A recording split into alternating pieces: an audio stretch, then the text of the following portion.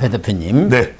지금 의원들로부터 가장 비판의 소리가 나오고 있는 것이 여론조사 기관에 의한 여론 조작 의혹 아닙니까?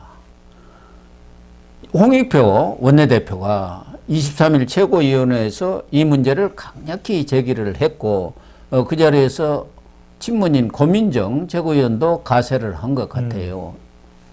이른바 친명 성향의 여론조사 기관이 뒤늦게 추가가 돼가지고 네. 여론조사에 대한 신뢰도를 떨어뜨려서 조작을 한 의혹이 제기가 되고 있고 그럼요. 그 부분이 의원들의 지금 가장 많은 항의의 빗발이 자기한테로 몰려오고 있다. 그러니까 그 부분에 대해서 27일 날 또 의원총회를 연대요. 거기 가서 좀 소명을 해라. 사무처가 조정식 사무총장이 이렇게 지금 이야기하고 있는 상황 아닙니까? 제가 이걸 말씀드릴까요? 제가 여론조사 전문가니까 이런 일들이 이전에도 비일비재 행행했거나 행행한 것으로 의심을 받고 있어요. 무슨 말씀이냐면 자칫 이게 의도를 가지게 되면은 통제가 불능합니다. 예. 통제 불능이에요. 왜 그런 말씀을 드리냐면 결국에는 어느 순간에 대체로 이렇게 된 것이 이 직선제 개헌 이후에 대체로 한 2000년도 정도 총선부터 이게 이제 경선 여론조사라는 시스템이 생깁니다. 네. 그 전까지는 뭐 삼김 시대 이럴 때는 뭐 당에서 대통령 뭐 전략 공천을 하거나 그런 방식이었었어요. 근데 말 그대로 민주화를 한답시고 이제 경선 여론조사가 왔는데 이게 이제 말하자면 시스템 공천한다는 그런 이야기죠. 그런데 이 시스템 공천은 관리할 수 있고 투명성과 공정성이 보장이 돼야 그렇죠. 됩니다. 네. 그런데 뭐가 문제지? 뭐 의도를 가져버린 순간 그래? 네. 우리 쪽으로 좀 더 유리한 결과를 만들어버리면 이게 정말 경선 시스템이라고 이야기를 해버리면 누구도 반발 못 해버릴 거예요. 예. 이게 작동이 될 수가 있는 거예요. 예. 그러면은 문제는 뭐냐면 그래도 지금 우리가 고 박사님과 제가 인용하는 이런 조사들은 중앙선거여론조사심의위원회라고 하는 이런 기관의 관리를 받아요. 근데 정당에서 하는 거는 아무데도 등록이 안 됩니다. 누가 하는지도 몰라요. 등록할 그렇죠. 필요도 없어요. 예, 그렇겠죠. 자체적으로 그러니까 하는 거니까. 그렇습니다. 이게 그래서 이전에 왜 기억나실 거예요. 뭐 통진당에서 통진당이라고 하는 정당이 이렇게 여론조사를 조작하려고 시도를 했다 그랬나요? 그때 그래갖고 난리 나버렸죠. 기억날 거예요. 예. 그런 게 마음을 먹어버리면 나쁜 의도를 가지면은 그것이 얼마든지 자행돼 버릴 수가 있다라는 거예요. 그래서 그도 말씀드립니다. 정당이 여론조사를 통해서 선거 전략을 개발하고 이런 건 저는 절대적으로 또 참고 자료를 하는 것은 이해가 됩니다. 하지만 이건 경선이라고 하는 것은 경선에도 활용할 수 있고 공천에 영향을 주는 여론조사라면 관리 안 되면 안 됩니다. 그렇지 않습니까? 그렇죠. 정확하니 관리가 이 돼야죠. 투명과 공정성을 어떻게 보장하느냐. 자, 다시 한번 정리합니다. 그렇다면 적어도 공천에 영향을 주는 여론조사, 경선 여론조사도 있고 컷오프나 현역을 평가하거나 후보자들을 평가하는 그런 정당의 의사결정에 근거로 되는 여론조사는 반드시 선관위에 저는 심사를 받아야 된다고 봅니다. 그렇지 않으면요. 지금 아무리 자료를 내놔라고 해도 자료를 내놔야 될 의무가 없어요. 그러니까 난 모르겠다. 뭔데? 뭐 모르겠는데 이래버리고 얼렁뚱땅 넘어가는데 자 지금 비공개라고 하는 거 아닙니까? 정필모 이 선관위원장. 선관위원장이 선관위원장. 돌연 사퇴를 냈어요. 건강상의 이유로 하는데 나이가 지금 몇 살인데 건강에 무슨 돌연 사퇴를 했어요. 있겠습니까? 고 박사님 건강 책임 잘못한 텀터기 쓰게 생겼잖아요. 건강 안 좋으십니까? 안 좋지 않으시잖아요. 네. 돌연 이 중대한 시기에 건강상의 이유로 사퇴한다. 우리가 뭔가 뚜렷한 사퇴 이유를 제시할 수 없을 때 물론 제가 단정 드리는 건 아닙니다.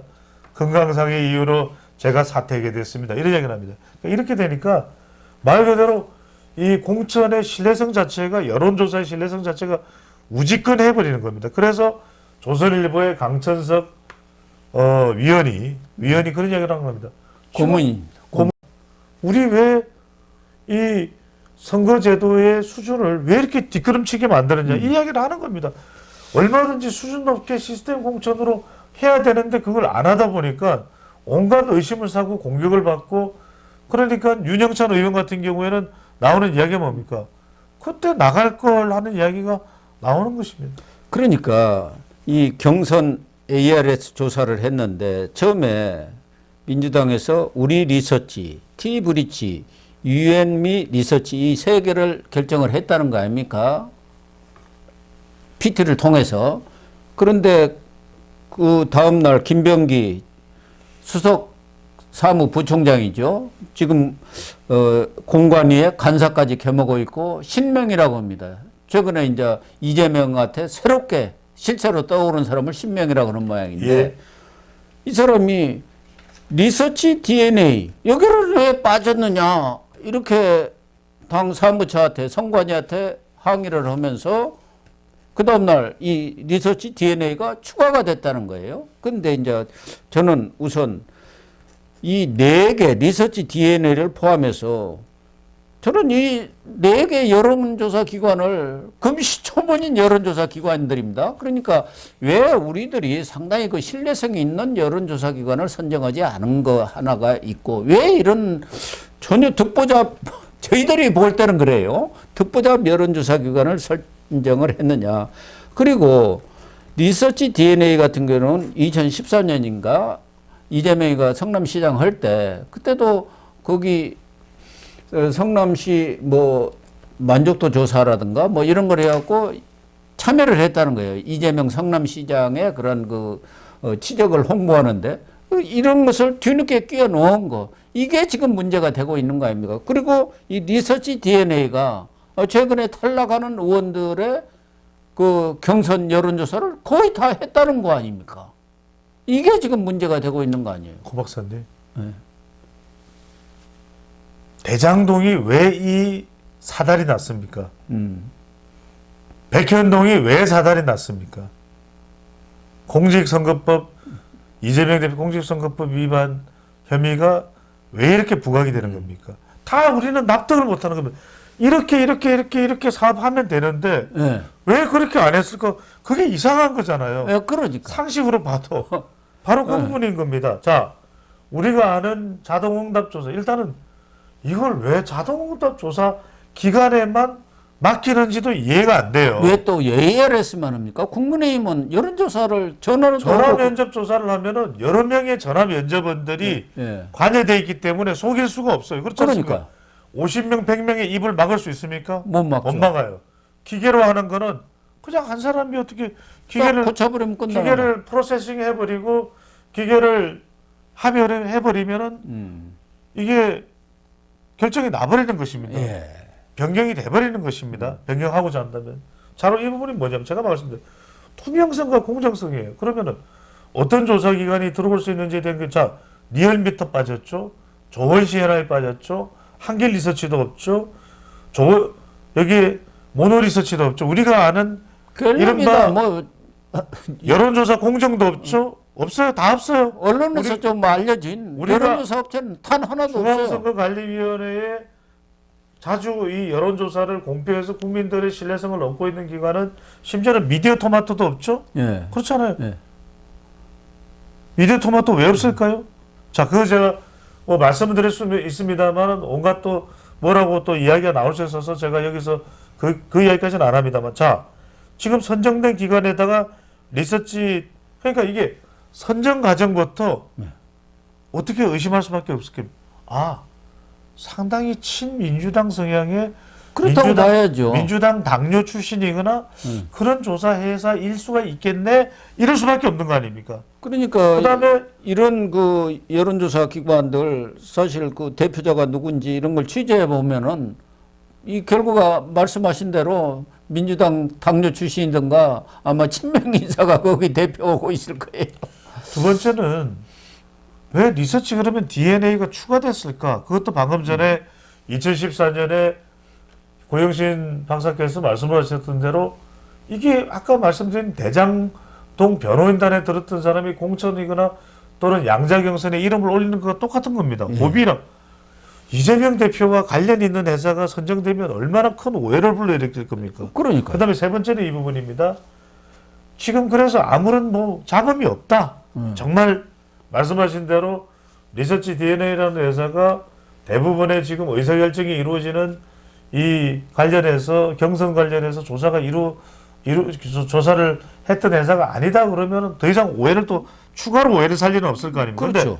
지금 뭐 끊임없는 호남도 그렇고 엄청난 지금 파장이 터져나오고 있거든요. 예.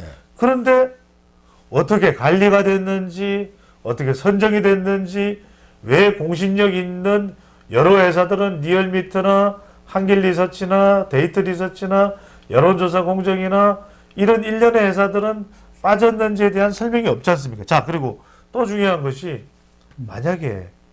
만약입니다. 친민주당 성향이나 민주당에서 당뇨를 냈던 사람일 경우에는 지금 신명이 될 가능성이 굉장히 높죠. 예전부터 친명을 해.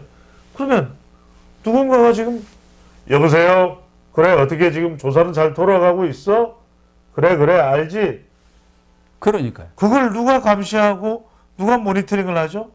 그러니까 우리가 언론용어로 마사지라고 하지 않습니까? 마사지를 했는지 안 했는지를 알 길이 없지 않습니까? 당에서 한 조사는 중앙선거론조사심의위원회에 올릴 필요도 없고 그 결과를 여론조사심의위원회에 전달할 필요도 없습니다. 이번뿐만 아니라 과거에도 야당에서 이런 오해들을 많이 샀었는데 이번에 또 지금 이재명 대표가 들고 나와가지고 압박을 가하고 있는 것 중에 하나가 비공식 여론조사를 했다는 거 아닙니까? 거기에 리서치 앤 DNA하고 지식 디자인 연구소라고. 무슨 연구소입니까? 지식 디자인. 이건 문학진 전 의원이 얘기를 했어. 문학진 의원한테 전화해갖고 형님이 꼴찌입니다. 이렇게 했는데 그걸 어딘지 알아보니까 경기도 팀이 하고 있더라. 그 경기도 팀에서 자기들이 직접 하는 거 아니지 않습니까? 이런 데다 지금 의뢰해가지고 그걸 근거로 해가지고 압박을 지금 가했다는 거 아닙니까? 그동안 이재명 대표가 여러 의원들한테 전화를 한 거 아닙니까? 그래서 인재근 의원도 결국 사퇴를 했어요.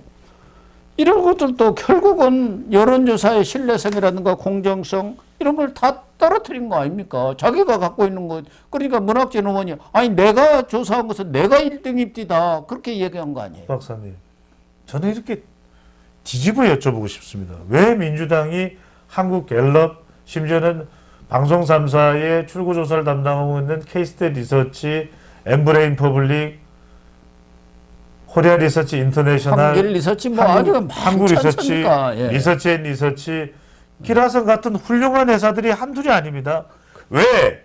전부 듣보잡이에요. 국민의힘은 이런 알려져 있고 공신력이 있고 조사협회에 등록이 되어 있는 하지만 절대로 결과에 개입을 할 수 없는 회사에 조사를 의뢰하고 경선을 맡기는데 왜 지식디자인연구소 들어보셨습니까? 다는 처음 들어봐요. 전부 여기 지금 거론되는 회사들이. 지식을 디자인하는 연구소입니까? 아니면 총선 결과를 디자인하는 연구소입니까? 알 길이 없습니다. 예. 제가 이 회사를 평가를 하는 게 아닙니다. 선거를 하는 거는 단 하나만 의심스러워도 전부를 의심하게 되지 않습니까? 아니 그러면 여론조사 우리나라 최고 전문가인 배 대표님도 잘 모르는 회사면은 그게 어떻게 여론조사 기관입니까? 사설 그냥 뭐 조사 기관이지 사설로 자기 편의에 의해서 여론을 조작하기 위한 여론조사 기관 아닌가요? 그러니까 이런 의심을 사는 겁니다. 제가 예. 드리는 말씀은 저도 마찬가지로 의심을 살 수밖에 없다 가뜩이나 이야기죠. 지금 이재명 사당화 이야기를 해서 그렇지 않습니까? 고 박사님 어떤 일을 하더라도 앞으로 지금 수많은 일을 우리 사회에서 해오셨지만 그러면 우리는 보통은 어떤 의심을 사지 않기 위해서 더 공정성을 강조합니다. 예. 그런데 이 경우에는 완전히 더 당당하게 더 뻔뻔하게 리서치 DNA 추가로 선정했다는 거 아니겠습니까? 네. 보도된 바에 따르면 그럼 지식 디자인 연구소는 여기에도 이름을 올린 회사가 아니에요. 아니죠. 예. 그럼 뭐죠?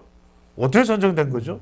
아니 이거는 이제 저 경기도 팀이라고 있지 않습니까? 거기 뭐 정진상, 김현지 보좌관 뭐 이런 사람들이 해가지고 이제 이재명 대표한테만 가서 싹 보고 하는 거죠. 그러면 이재명 대표가 그걸 이제 활용하기 위해서 조사를 하는 거 아닙니까? 근거 없이 얘기할 수는 없잖아요. 당신 그만둬 이렇게 하려면은 이렇게 나왔던데 이걸 제시를 해야 할 것 아니겠습니까? 저는 지금 민주당의 이 두 전직 총리 김부겸, 정세균 두 분이 나서야 돼요. 나섰는데도 무시해버리잖아요. 아. 두 분이 그렇게 되면은 총선 지원 보이콧 하겠다니까 그만두세요. 우리 이해찬 있습니다. 그런 거 아닙니까? 하하. 거기다가 특히 이 ARS 예. 조사를 하면은 팬덤이 결집하기가 쉽지 않습니까? 그런데 이 친명들은 쫙 결집에 되어 있단 말이에요. 그러니까 전화가 와도 얼른 받고. 그렇죠. 근데 대개 지역구마다 1,000명 내지 5,000명 정도 권리당원 중에 이 다 그 개딸들이 있단 말이에요. 그러니까 이게 친명한테 유리할 수밖에 맞습니다. 없는 여론조사라는 거죠. 실제로도 우리가 그런 문자를 상당히 많이 받습니다. 고 박사님이나 우리 시청자분들 받으실 텐데 언제 전화가 옵니다. 경선 조사라니까 꼭 뭐 몇 번으로 국번으로 시작하는 전화 꼭 받아주세요. 이게 결집이 된다는 거예요. 예. 그래서 우리가 여론조사에 대한 공정성은 매우 조심스럽습니다. 그러다 보니까 국민의힘은 ARS를 안 하고 자동 응답 조사가 아닌 전화 면접 조사를, 왜냐하면 면접원들을 다 속일 수는 없는 거 아닙니까? 예. 그러면 그 면접은 누구라도 한 명이 정말 내부 고발자 역할을 할 겁니다. 아, 이거는 난 도저히 이렇게 하는 여론조사는 못합니다. 그러면 큰일 나잖아요. 그러니까 국민의힘은 그 문제가 제기되는 데는 단 한 것도 없지 없어요. 않습니까? 이 ALS 조사하다 보니까 그 21대인가요? 김태섭이 나가 떨어질 때 강선으로 한 사람 전혀 듣보잡인데도 이겼잖아요. ALS로 해서 딱 결집하니까 개딸 친명들이. 어쨌든 지금 이 문제가 민주당 내에서는 와글와글 하고 있는 심각합니다. 상황이고 27일 의총에서 또 어떤 논란이 벌어질지는 모르겠는데 결과적으로 보면은 민주당이 이제 내주 공천이 마무리가 될 수밖에 없는 그런 예. 일정상으로 보면은 그렇게 되면은 지금 30의원도 뭐 이게 하위평가 받았다는 뭐 보도가 나오죠. 예. 본인이 공개를 했죠. 예. 이재명이가 승리 기회를 다 망쳤다. 비판 의원들에 대해서 복수를 자행하는 복수 공천이다. 이런 얘기를 하고 있고, 그래서 아마 탈당을 할 가능성이 높은 것 같고, 매우 높다고 봐요. 지금 노웅래 의원도 이렇게 되면은 결국 탈당하겠죠. 탈당해서 무소속 출마하는가 아니면 새로운 미래 갈 수밖에 없다. 이렇게 하고 있어서 다음 주에는 민주당에서 깨지는 소리랄까 이런 것이 좀 나올 가능성이 높죠. 제가 두 가지를 말씀드릴게요. 여론상으로 왜 공천이 중요하냐면 결과적으로는 공천 잘못하면은 당이 깨집니다. 그렇지 예, 않습니까? 그러니까요. 당이 깨지는데 아니 이재명 대표들 친명인들 당이 깨지는 걸 모르겠습니까? 이렇게 이런 식으로 하면은 엄청난 반발이 불러올 것이다라는 것을 모를 리가 없습니다. 그러면 신경 쓰지 않는다. 상관없다. 왜냐면 나가려면 나가라. 그 얘기죠. 나가려면 나갈 테면 나가라. 우리가 알아서 할게. 그러니까 이게 놀라운 거예요. 보통은 우리가 선거를 이 중요한 선거를 끌고 하는 이 지도부라면 최대한 이탈을 방지하기 위한 노력을 합니다. 예. 그런데 지금 당장 이제 나가서 이 현역들이 탈당을 하면은 이것 자체가 민주당에 엄청난 위협이 돼요. 그러니까 그 지역구 당선자 안 나와도 좋으니까 상관없다라고 생각하는 건 아닌가 싶은 생각이 들고, 두 번째는 뭐냐면 고 박사님 이렇게 민주당에서 이전에 나 하위 몇 % 평가받았다고 바깥으로 공개하는 거 이렇게 많은 경우 본 적이 있습니까? 없었죠. 없어요. 예. 왜냐하면 원래 의원들은 이전에도 하위 평가, 현역 평가, 당협위원장 평가를, 지역위원장 평가를 받아요. 그러면 예. 쪽팔려서라도 하위 평가를 받는 사람들은 그렇게 막 목소리 높여서 이야기 안 합니다. 이번에는 보십시오. 나 억울해요! 라고 이야기를 하는 겁니다. 예.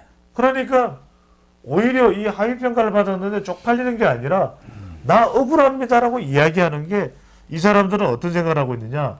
그러면 내가 나가든 간에, 지금 뭐 김영주 의원은 국민의힘 간다 뭐 이런 이야기도 나올 정도입니다. 예. 그러면 자기는 나갔을 때 지역의 유권자들이 아이고 당신은 억울한 사람이군요.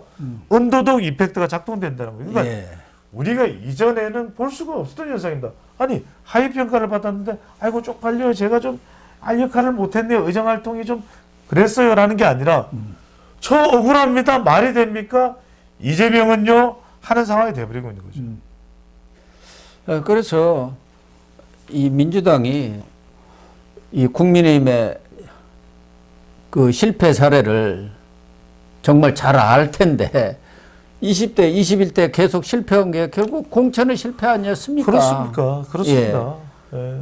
그걸 반면교사로 삼아야 하는데 뭐 총선을 망치기로 작정했다고 한다면 누가 그걸 말리겠습니까? 자기들 좋을 대로 여차수 마음대로 하는 수밖에 착시 현상은 없지 않게. 우리가 이렇게 해도 우리는 총선에서 이긴다고 생각하는 거 아닙니까? 생각하는 거겠죠. 그러니까 한때 네. 200석 얘기가 나온 거 아닙니까?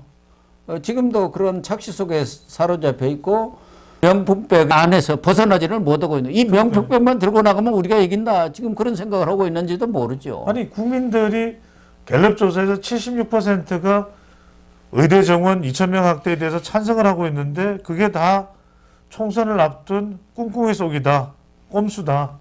또 그래서 누군가 아마도 그것이 한동훈 위원장이 또 언젠가 짠하고 나타나서 500명으로 조정하면서 그런 선거 전략으로 시도를 할 것이다. 이렇게 이야기하고 있는 게 민주당 아니겠습니까? 음모론을 제기를 하고 있는 아니, 정말 여론조사 결과를 못 믿는 거죠. 그런데 여론조사를 못 믿는 여론조사를 지금 하는 회사들로 의심받고 있는 회사들이 대거 동원되고 있는 거 아니겠습니까? 그렇습니다. 그러니까요. 왜 한국 갤럽의 76%를 왜 못 믿습니까? 의대 정원 확대에 대해서 찬성하고 있는 여론인데. 그런데도 이재명 대표는 홍익표 원내대표가 그 문제를 제기하니까 그러면 말썽 있는 업체는 정리를 하세요. 이렇게 하면서도 다만 결과에는 문제가 없다. 여론조사 내용 자체는 문제가 없으니까 기존에 했던 그런 경선 결과라든가 현역 의원 평가 이건 문제 삼지 말아달라. 이렇게 딱 지금 선을 그어놓은 거 아닙니까? 만약 이게 문제가 있다고 인정을 하면은 다 들고 일어날 거 아닙니까? 경선 불복 사태가. 답답하네. 참 이해할 수 없는 분입니다. 이해할 수. 제가 한 가지만 앞뒤가 말이 안 맞으니까요. 말씀드릴게요.